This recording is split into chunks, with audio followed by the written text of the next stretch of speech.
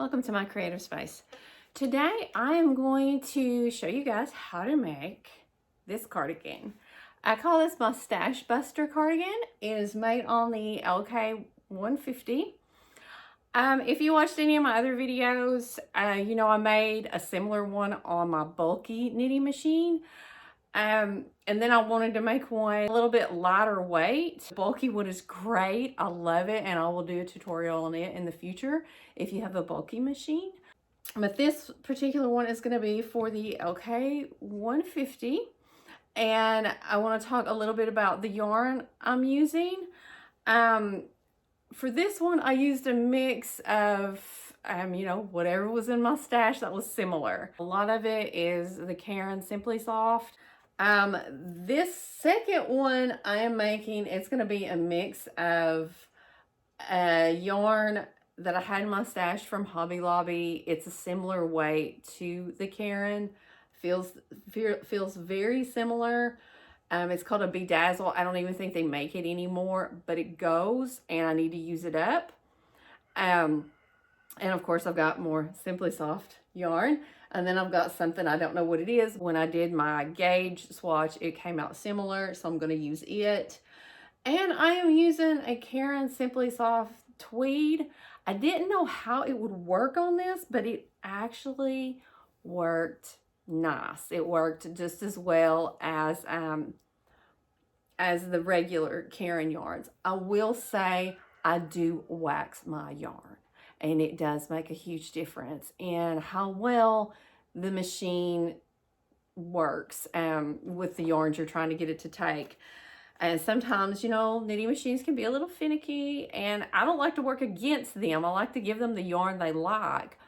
But sometimes just a little bit of wax makes them happy, and then I can use more yarns, especially because I have so many yarns in my stash from, you know, being a crocheter for 15 years, the things just accumulate.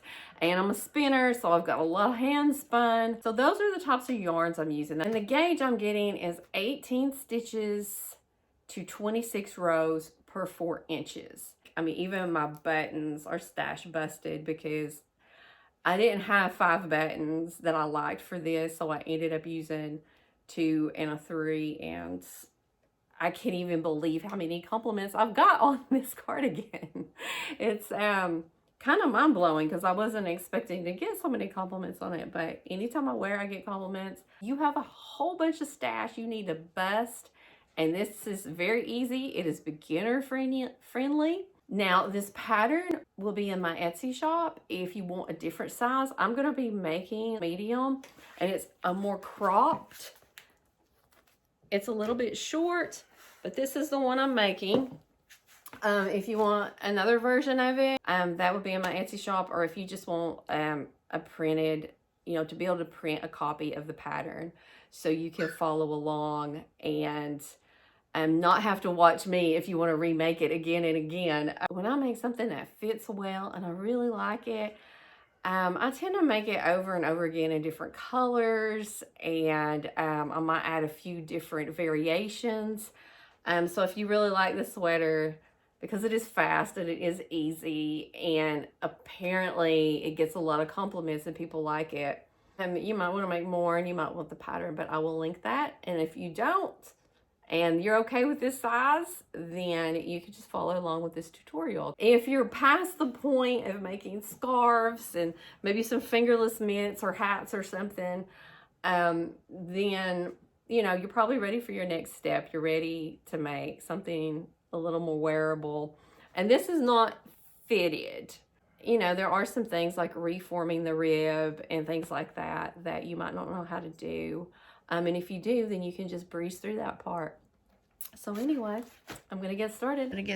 You're going to pull out 21 needles.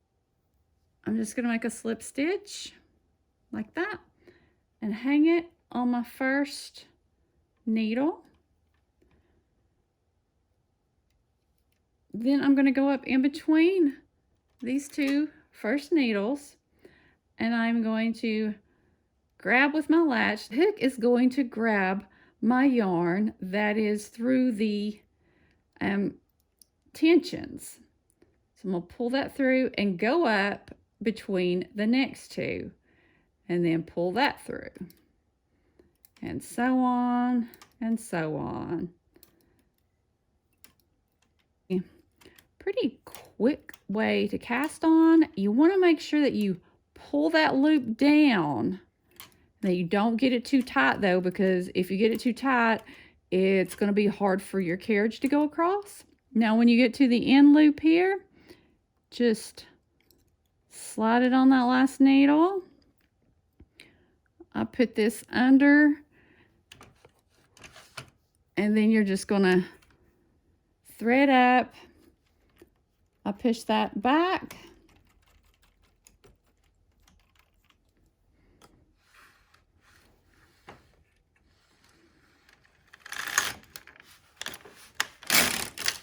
Whew. See, it was even a little harder for me, and that's pretty loose. There you go. That's how you cast on. Once you have cast on, and yes, don't adjust your screen. I did dye my hair in between takes. Once you cast on, you're going to want to knit 11 rows. And I knit my 11 rows to 2 tensions tighter than the main panels, the main body of the cardigan. And also for the ribbing, I am doing every 2 stitches.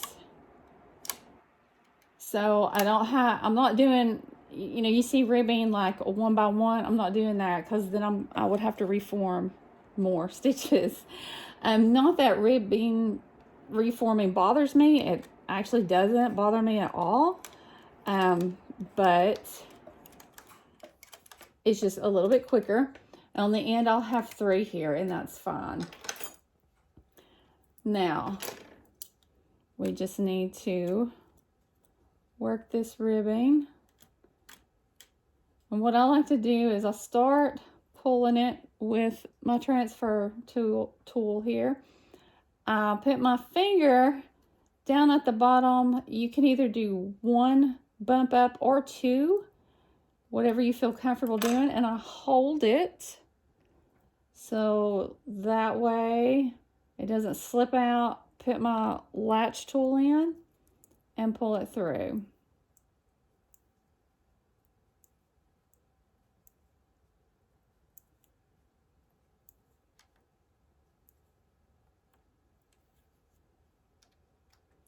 I really don't know why people hate ribbing like this, reforming ribbing. It's still quicker than doing it by hand, and it's just not that bad. At least I don't think.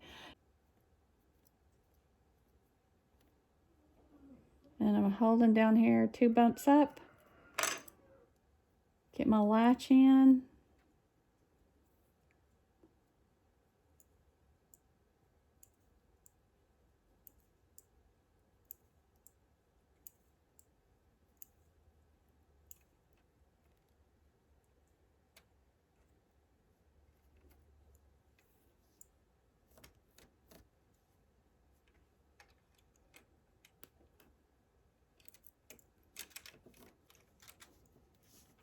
You're just gonna hang your weights back on. And I'm definitely gonna be switching colors. I gotta reset. Before I do each panel, I reset my row counter each time, so that way I make sure I get the right count, because we're gonna do 34 rows. Now, I'm going to weave in my ends here. So that way I don't have to fool with them later. And all you do to hide your ends is just weave. So you're going to skip 1 and over, skip, over, skip, over. Now, the real trick to this, so it's nice and tight and doesn't get loose, is make sure you push it back, but hang a clip. So that way this stays tight, or else it just gets loose. And we don't want that. Got my next yarn threaded up, and I'm gonna hold it, push it over, and you can see that wove in. And then I'm just going to cut that. When it's all said and done, I'm just going to cut it. I don't have to weave it in. And I'm going to do that again. Every time I change colors, I'm going to weave in my ends. And this really, really comes in handy for the sleeves. Because, you know, I change the colors sometimes quite a bit on the sleeves. And it really helps to not have to fool with those ends. Okay, now I'm just going to do 34 rows total. I'm going to clip it, weave it, reset my counter, got my next yarn threaded up.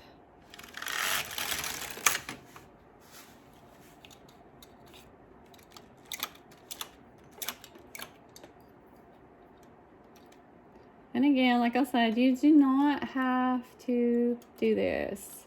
If you just want to work it in as you're sewing your mattress stitch, it is perfectly fine. Done it both ways. Now, 34. I'm just going to continue doing this until I get 6 squares here.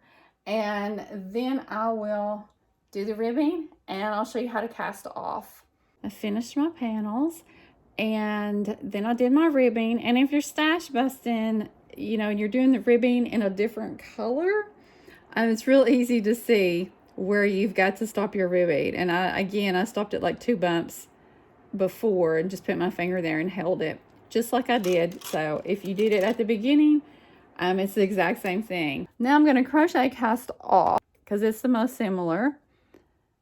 And I'm just taking my latch tool up between these first 2 needles, putting it in that first stitch and pulling yarn through.